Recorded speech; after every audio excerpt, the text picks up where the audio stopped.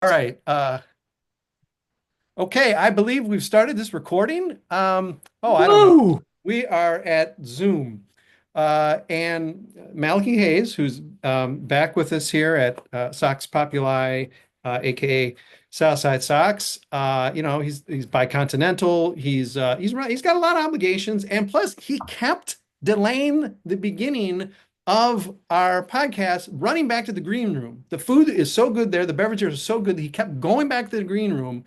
And but yes, finally he is sated enough that we've overcome all technical difficulties. I believe I remarked to him before we began that at some point when it's so much work to get a podcast started, you either just want to quit or you're all the more determined. At some point, we're going to just go to audio podcasts.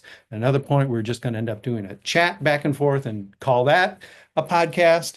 But no, we are actually going old school. We're going all the way back to the pandemic and we are working Zoom. Thank you, Zoom, for coming through, cutting through the technological problems Malachi and I were having connecting. Now we are connecting so we can argue.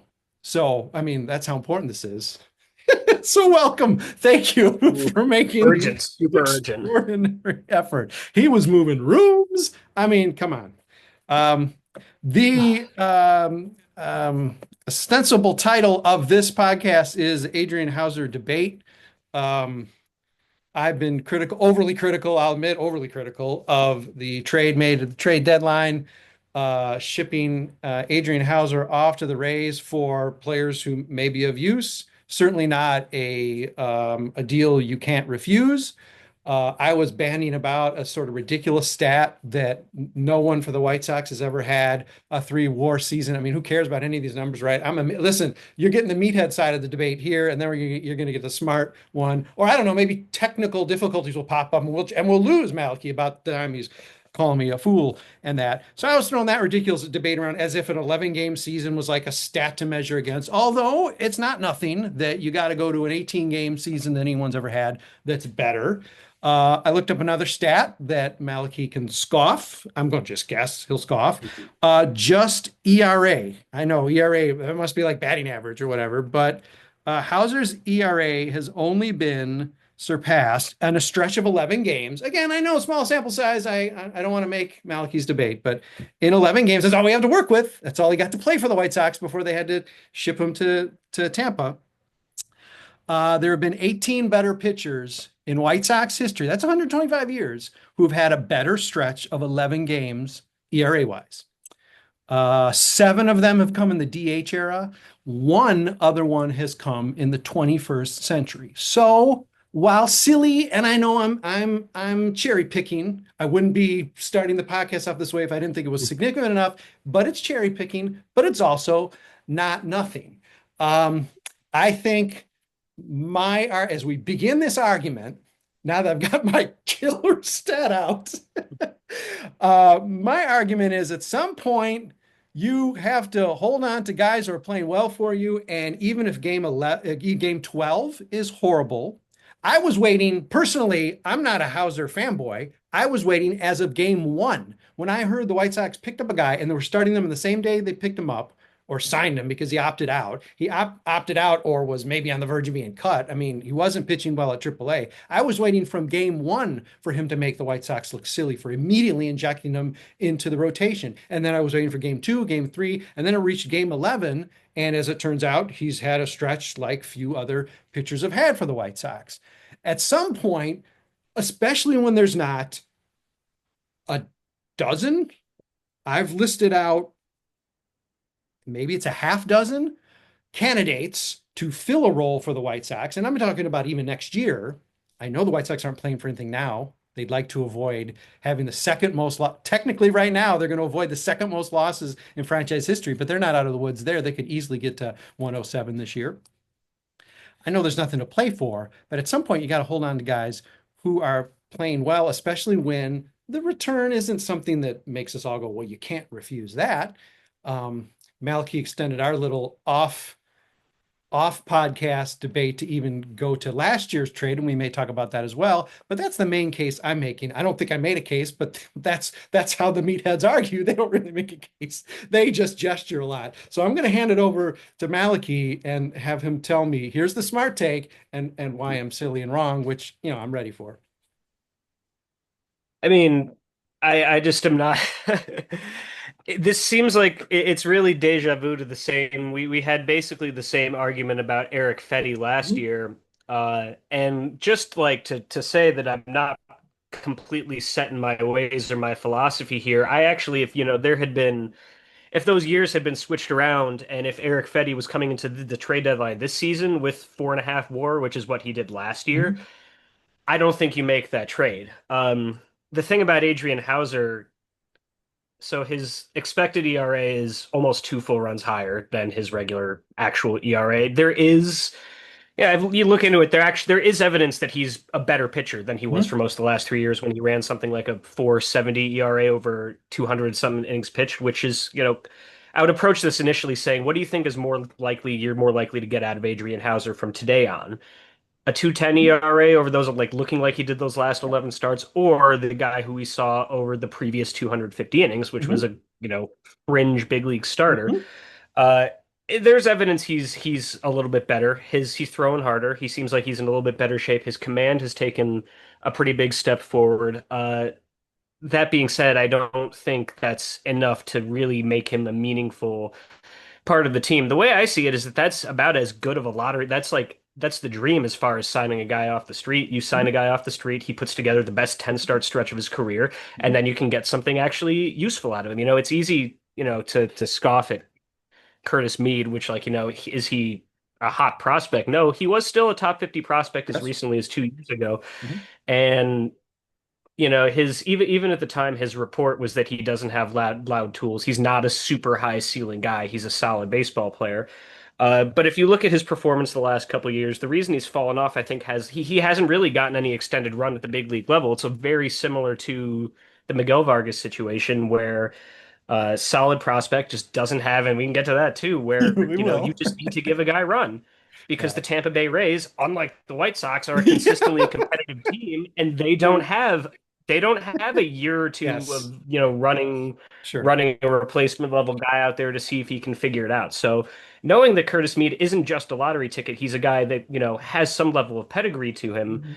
Mhm. I think if you can get that out of a guy you signed off the street because you needed someone to start the game literally that day.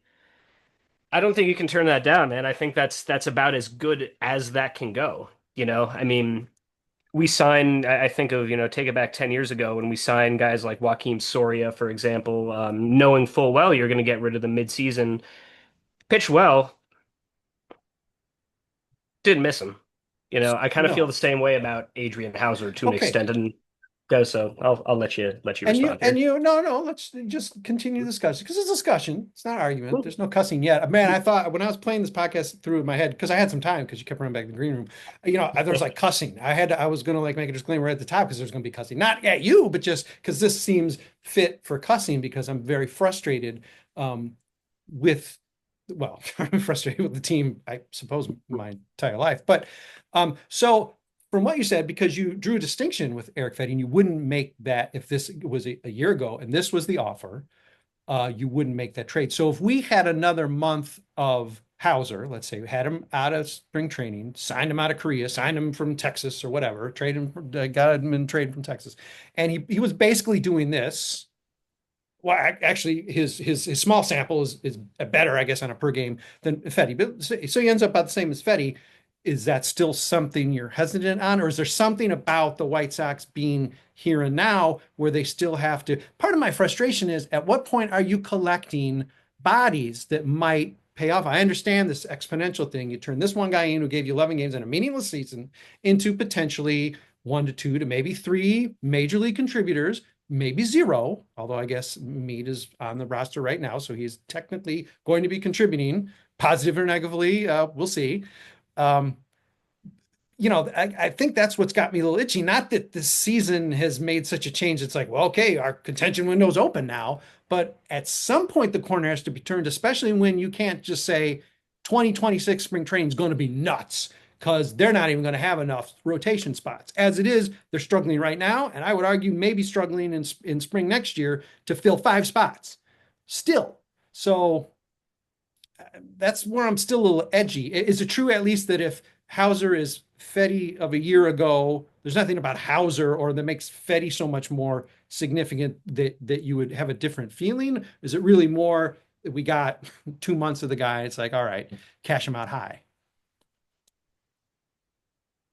I think the major difference with Fetty actually is that there was, it turned out to be kind of a smoke show. But there was a lot of reason to believe with Okay. Fetty that a corner had actually be turned. He had the classic go over to Korea for a year, Right. reinvent yourself. It kind of looked like that had worked. It turned out to have been wrong. And actually, again, it's a great example of why you make that trade because Eric Fetty was okay down the stretch for the Cardinals last year. He was a number 4, number 5 starter maybe, and he was terrible this season. Mhm. And say what you want again about Miguel Vargas, but they've got 5 years of him. He's already shown that he can, for not insignificant stretches of 4, 5, 6 weeks, be a very solid, maybe not a cleanup hitter, but a solid middle of the order hitter who's going to give you a 120, 125 WRC plus for, more than a week or two at a time. I think that's a clear win right there. So the difference here, there's even less to suggest that Hauser has really turned a corner. He's a free agent at the end of this year, so Mhm.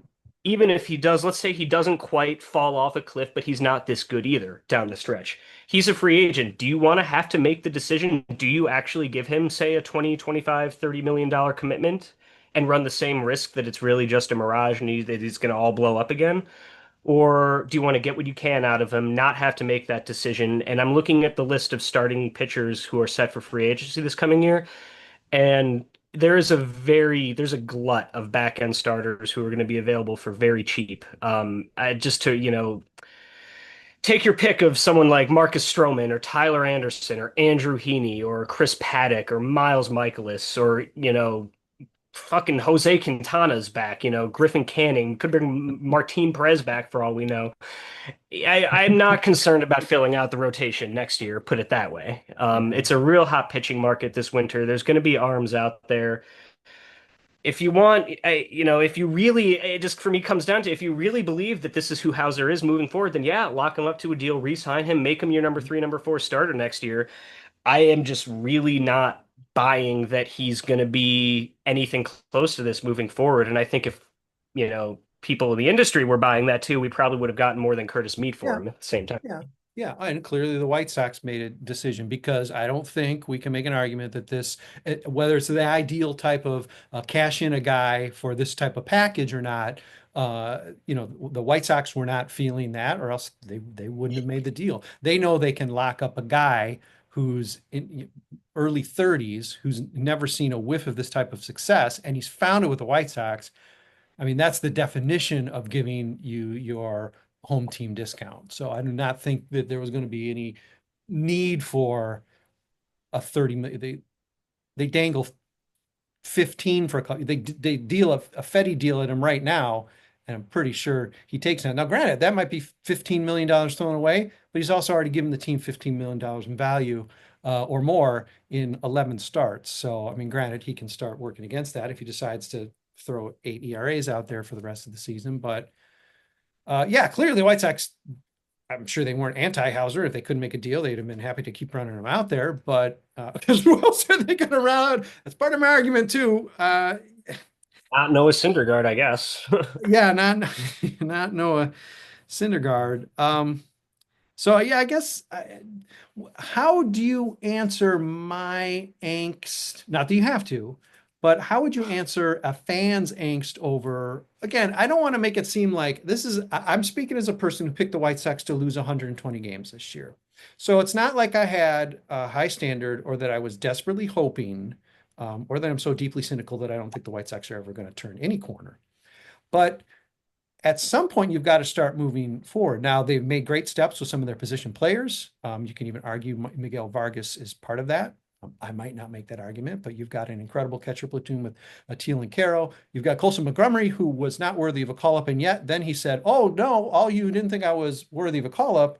Hi, I'm going to hit 7 homers in like 2 games." There's some significant, excitement building. I'm not sure that you see that in the pitching staff. You don't see it in the pitching staff depth. I know guys are coming, but at some point you've got to actually get guys up. So I mean, part of my friend, I mean, I guess your answer is just Houser isn't that guy, and if we have to wait to 2027 to really begin to start getting momentum, 2028, then so be it. There's nobody really ready to come up. My names are Tanner McDougal. Okay, looking good, but he's pitched at AA, and he's had 2/3 of a season of exactly what he's supposed to be, fulfilling his pedigree better than what he's supposed to be. Tyler Schweitzer, okay. Shane Murphy, okay, but I mean, still, it's the AA pitcher. Noah Schultz, asterisk. Hagen Smith, asterisk. Riley Gowans, okay. Went to my high school, still the best thing I can say about him. Jake Palish, I mean, there's okay. And now you say that, we're going to sign Andrew Haney and Marcus Stroman. I'm not excited. I'm not excited. Those are guys who can pitch. I don't know that gets us under triple figure losses, but Hey, I mean, Martin those are, Perez gave us a oh, few great he starts at did. the beginning He there. didn't. I'm curious because he's active now, and I mean, I'm curious now. They're going to make. I assume they're going to need. They're going to make room for him. I'm very interested to see if he continues to make this push for an actual legit contract from someone as part of that glut in the offseason. Because wow, yeah, you can't get that. He was looking like the team MVP until his elbow, gave out. But he's coming back. So yes, throw Martin Perez back in that mix because I'm sure the White Sox will. They need him, especially Noah's gone. Noah Syndergaard. Yeah. Schultz is still hanging around. Yeah. Thank goodness. Um, so I'll answer that by saying, as far as the angst goes, it's easy to look at the performance of, Davis Martin's been okay. The results have been good with pretty underwhelming peripherals. The strikeout walk numbers, hard contact numbers are not what you want to see. Jonathan Cannon has been extremely inconsistent, has not been the step forward that I was hoping to see out of him. Um, Shane Smith has obviously fallen off quite a bit since his hot start. It's easy to say you're very valid, or sorry, very justified in looking at that and seeing like I don't see this corner being turned. And my answer to that is that the three pitchers who are most integral, at least internally, not counting whoever they may or probably may not, sign or trade for, whatever. The three most pitchers in the organization, their future success are Drew Thorpe, Hagen Smith, and Noah Schultz. Um, Obviously, we'll have Thorpe back next year. Smith will probably push for a roster spot next year, as will Schultz. And there's good and bad with all of those guys, but we just haven't seen them yet. The way I think I said this in the Slack a few weeks ago is that I keep having this image of like Martin and Cannon and Sean Burke as like the Italian beef race, just weaving in and out, competing for one single rotation spot. Yeah. Because realistically, with those other guys, you're going to have one, maybe two spots available for, Martin, Cannon, Burke, and Smith. And you look at Sean Burke, for example. Sean Burke has been the best pitcher on the team the Yep. last 3 months. He's got a low threes ERA. He's running almost a strikeout an inning. He's touching 97, 98, even 99 with his fastball. He's really showing some stuff there. So I said this, if for once my preseason takes I feel like are actually holding up fairly well. And that if you look at those three, now four, I said at the beginning it was Burke, Cannon, and Martin, and I would add Smith to that equation now. You're hoping that one, maybe two of those guys turns into solid big league starters who you can put in a rotation on a playoff team. You need one or two of those guys because ultimately the future is going to hinge on whether Noah Schultz and Hagen Smith can actually, and Drew Thorpe can actually put it together in a rotation. Yes. And see if one of them can be an ace or the solid number two that we know they're not going to go out and sign in free agency. Yes. So, I wouldn't say that you shouldn't be anxious, but it's not for the reasons that you would mention, I would say. Okay. I'm not, if Jonathan Cannon winds up with a 5 ERA this year, okay, he's out of the running next year. Maybe he Mhm. turns into a reliever. I don't think that has a ton of bearing on Yeah. their future success. I'm seeing enough out of Sean Burke the last 3 months. Davis Martin really hanging in there despite um, having some underwhelming peripherals. Shane Smith showing what it did the first Mhm. 2, 3 months. Personally, that's enough for me right now. Mhm. Mhm. Um, And as and far as what you expect out of those kids. so then your expectation set, because of course we're presuming then that uh, Thorpe, Smith, Schultz are all going to be able to be rotation mainstays. Of course, we don't know that. Now, if that doesn't pan out, even frankly, all three, if not, let's say even just one of the three, well, then, we've got significant failure in picking these guys. And so we got bigger problems than whether Adrian Houser stuck with the team or whether Jonathan Cannon, can figure it out. Because then it's just well, it's rebuild number three or whatever, because that's obviously a ton is hinging on those names. So that's not really the part of it. But what you're telling me here is really the expectation, as much excitement as there's been, and trust me, I've resisted it because I'm, I'm bitter, whatever, I'm resisting it. Um, and not that I'm rooting for failure. I am not that. I'm a Sox fan. I want them to do well.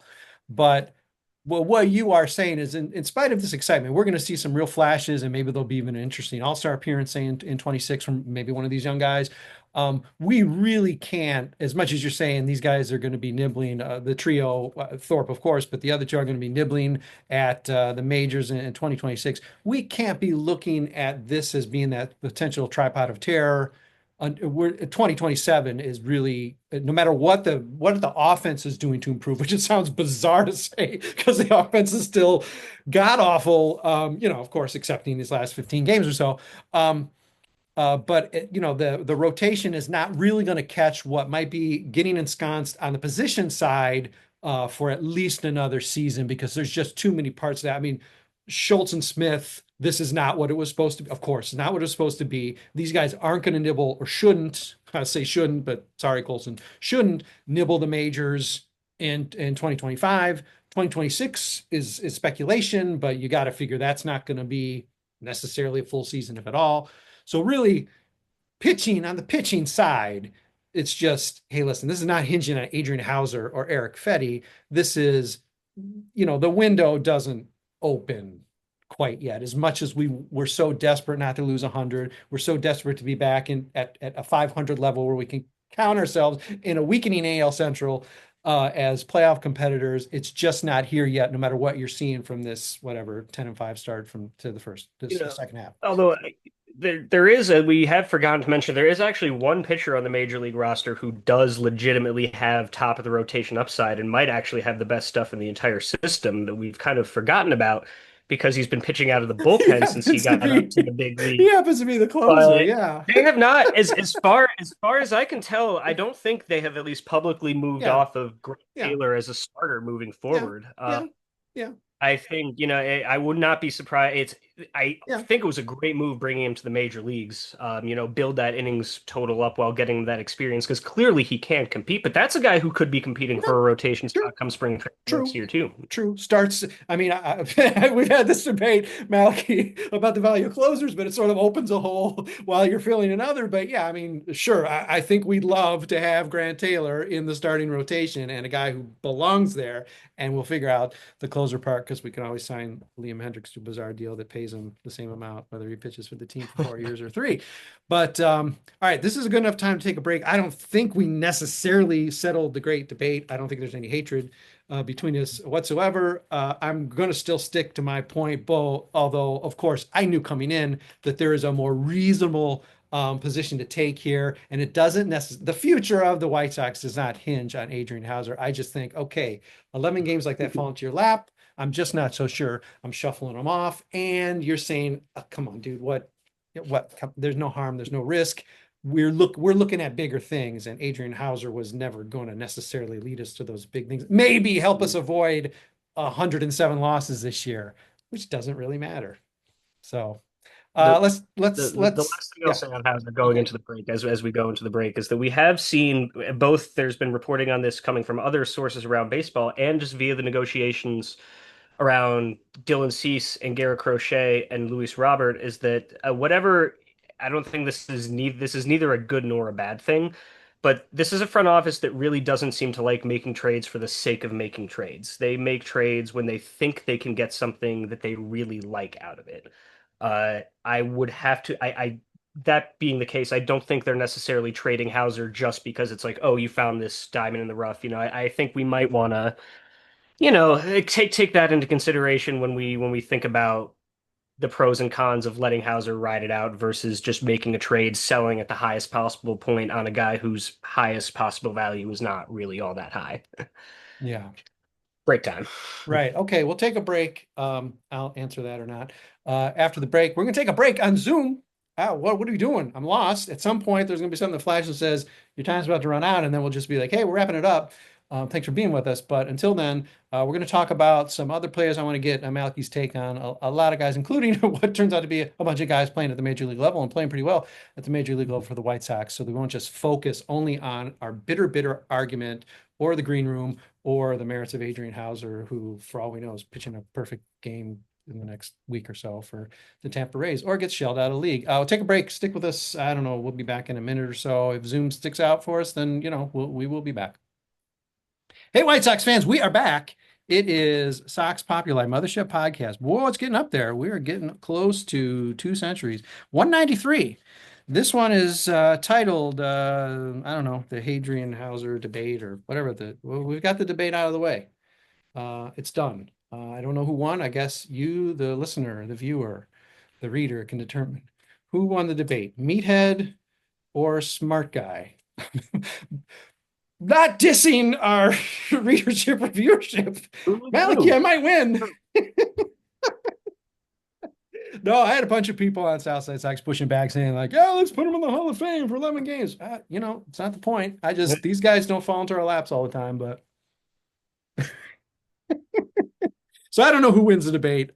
Maybe we'll get a tally going.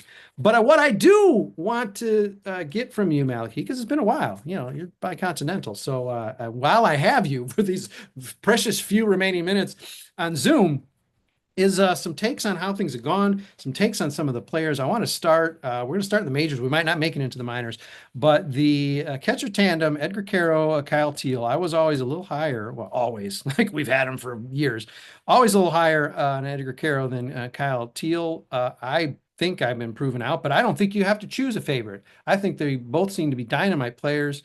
I'm a little uncertain about Kyle Teel's ability to hang behind the plate. Quero, I've even seen with what you might call some early reaching for balls errors that end up being wild pitches. But on the other hand, he's just murdering people on the bases. So maybe those offset.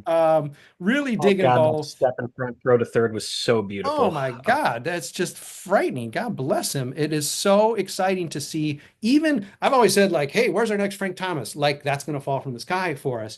But we are dealing with a guy now who has, at least he's flashing that ability, that like elite skill. That's just exciting to see. Goodness gracious. Wonderful, but this is a catcher tandem.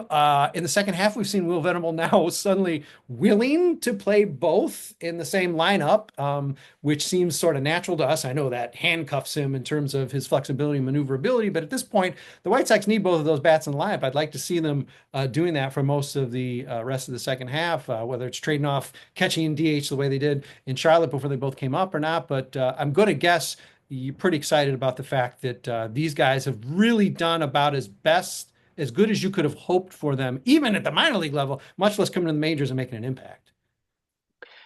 Yeah, that's another one of those preseason takes that actually has held up a little bit. I did think that Edgar Quero was going to be the first to the big leagues. I agreed with you. I was higher on him than on Kyle Teel. Quero was just really easy to see coming. He's been young for every level he's at. He's like, what is he, 22? He's got, over 1,000 minor league at bats despite being 22 years old. His skill set is one that translates pretty quickly. Great plate discipline, great back control. He's not going to kill you with power. The scouting report on him behind the plate seems to have been completely accurate, which is that the tools are not super fantastic, but he's a really good soft receiver and he's smart. He's a really cerebral catcher, which we've already seen both in his accuracy and that's, man, I couldn't tell you the last time that I actually saw a catcher successfully throw someone out at third base on one of those step in front of a Mhm. right-handed hitter.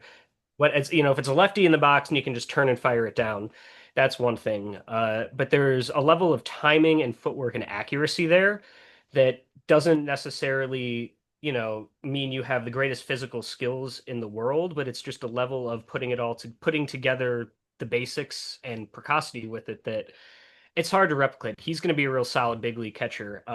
Teal, I'm surprised, frankly, that Teal was both up this early and hitting this early. I don't quite have as much in depth on him as I do about Caro, but Teal, most of the batted ball numbers and exit velocities and all those related stats actually think that he should be hitting better than he is. He's hitting the ball real hard. Mhm. So I think, man, it is really exciting. I think we saw back in 2017, 2018 when Yohan Moncada, Lucas Giolito, that first wave of prospect kind of hit the majors. They scuffled pretty badly right away. I mean, Mhm. Giolito, famously worst pitcher in the Yeah. league, took Moncada 2 years to put it together. It's real exciting to see not only the timeline be a little more condensed in terms of not having, a new top 10 prospect debut every single year, just throw them all on the field, and most of them are hitting. It actually is quite promising and exciting. And catchers are hard to find, man. Catchers are real hard to find. And if you got two of them, Yeah. I mean, shoot, I'm excited. I'm very excited about Yeah, that. I mean, we can always say like, "Oh, when's the last great third baseman?" or whatever. When's the last great catcher coming up through the White Sox system that can hit, that can defend? And now we have potentially two doing that. I mean, I guess you could say we were due. The idea that a runner on third base is not safe when Caro is behind the plate is that's tasty. He's killed, I want to say several, more than one rallies. He's ended innings by gunning guys out at the, you figure that the scouting report's going to get around, but man, that might not be good enough when you got a rifle like that. Boy, I do want to chat about Miguel Vargas, but I'm going to have, given that we are running short, let's just jump to an exciting player, a very confounding player, up to now, at this point, but we can celebrate him at this point. That's Colson Montgomery. I was howling in derision when he was called up, like, what you have to show something, and then it's like, well, it's in Colorado, so yeah, why wouldn't you call him up for Colorado, as if that's some sort of guarantee. But listen, he's proven me to be a fool. I don't know how he's been playing possum for like a year and a half and then coming up and saying, oh yeah, no, this is the real me. So is this the real me, Malachi? Man, I've patted myself on the back for takes that have been right, and let me tell you, boy, when he went to Arizona a few months Yeah, ago, I thought it was over. done. Yeah, I thought for that was sure. it. Yeah. I sent a text to him saying, "Is it good when your top hitting prospect has to stop playing games in the middle of the season to go And go to fix do the his pretend games. Yeah. yeah, go to the complex? Like, is that good?" But I'm not gonna lie, that we'll see how things play out. Yeah. If that may be a legitimate turning point as far as how seriously I take this organization's Yeah. front office, because Colson is going to fall off. He hasn't taken a walk in like 3 weeks. It's some of the swing and miss is still a little bit worrying, but boy, the Yeah. power is real in a way that I didn't think it was. No. I've been writing. I'm working on something about this right now. I was saying this in the Southside Sox chat. He's got top 20 bat speed in the entire major leagues. He's Yeah. swinging the bat as hard Yeah. as Aaron Judge, as Shohei Ohtani, as Ronald Acuna Jr. Yeah.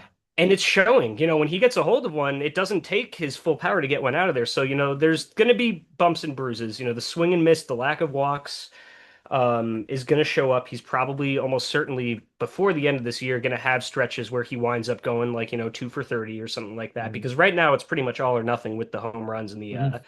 the extra base hits. But Yeah. that's the definition of something you just can't teach. A guy who can Yeah. barrel it up with that level of bat speed, that's Yeah. real. Yeah. And if he can maintain, the contact improvements that he made after that Arizona trip, I mean, Yeah. he was striking out 40% of the time in Yeah. AAA the first of the year. Uh, you know, Good bat to ball ability was always in his scouting report, Yeah. as was the fact that he's pretty cerebral and seems to kind of know what he's doing and be smart. So It's not going to be a perfect upward trend, but he is, for the most part, assuaged my concerns about whether he's a solid big league player. I doubt he's going to be a star like we might have hoped a couple years ago. He's not Corey Seager, but there's very little doubt in my mind this is probably a pretty solid middle of the order third baseman in the major leagues. And we forget sometimes you get average, of course you need star power. You get average players at every spot, which is hard to do. You get average players, you're in the mix. Now, granted, you're probably going to win 100 games, but you're in the mix. All we want to be, and that's traditionally, I always say this as a White Sox, it's a distant memory at this point, but traditionally the White Sox have been in the mix. And granted, I understand you don't always catch lightning in a bottle like 2005 and everything goes right and everyone you trade for, everyone you pick up off the scrap heap, comes through for you and leads you to an incredible run. First place all You season. you you just did the argument for why Miguel Vargas is good and fine. He's an Yeah, average. He's been an average player this year on the aggregate, sure, and that's sure, fine. And you know what? You get 5 years of an average MLB sure, hitter for half a year of Eric Fetty, who turned out to be crap, and half a year of Michael Kopech, who can't stay healthy. sure. Yeah, that's a win. Yeah, That's a and win right and and if and listen, I'll wear it if it turns out he is an average player. I understand it's playing out that there. way, and he's riding that 6 weeks, 4 weeks, and he that might ride him into an average season. And yeah, I'll take it. I'm skeptical that he's even that, but you're right in saying that he's flashed that, and that means he can get back to it. And I hope he does. At first base is going to be even harder for him to, I do hate but from there. but yeah. So no, listen, I'm still enough. Let's make it full circle. I'm gonna still enough of a meathead. I loved your jaw dropping when I said, yeah, would you even make that trade, Fetty, for Vargas? And in my little fantasy baseball league where Eric Fetty doesn't fall off the way he did, still pitching for the White Sox, I would maybe still say no. But I want to say that I want to be wrong on any of this. I want to be wrong on Hauser. I don't want Adrian Houser's career to end as of his next start. But I'd love to see it bear out the way you're reasonably anticipating, that I know in the back of my head is very likely. And we saw it with Fetty again. Is that because he wasn't pitching in Chicago with the juggernaut that was the Chicago White Sox? I don't know. And that's of course the things we can't answer. So I can just pretend, oh yes, he would have been a six-WAR pitcher last year. He would have been a Cy Young candidate last year. Yeah, of course. The chances were his clock was ready to run out. Speaking of ready to run out, Malachi, our time, despite how arduous it was to even get going, our time here is at an end. Thank you for fighting through the technical difficulties so that we could talk. And I guess we'll meet on Zoom again one day. I hope you can Someday join in with soon. us on Riverside at some point, but for now, I Someday guess it'll soon. be Zoom. I'm trying to hop on more regularly, man. I'm gonna get back into it. All right. And even if it has to just be one-on-one, a frontline point counterpoint, that's what we'll do. But thanks everybody for listening and watching and so forth. We made it. We did it for you. Catch you, me, and Malachi on Zoom sometime in the future.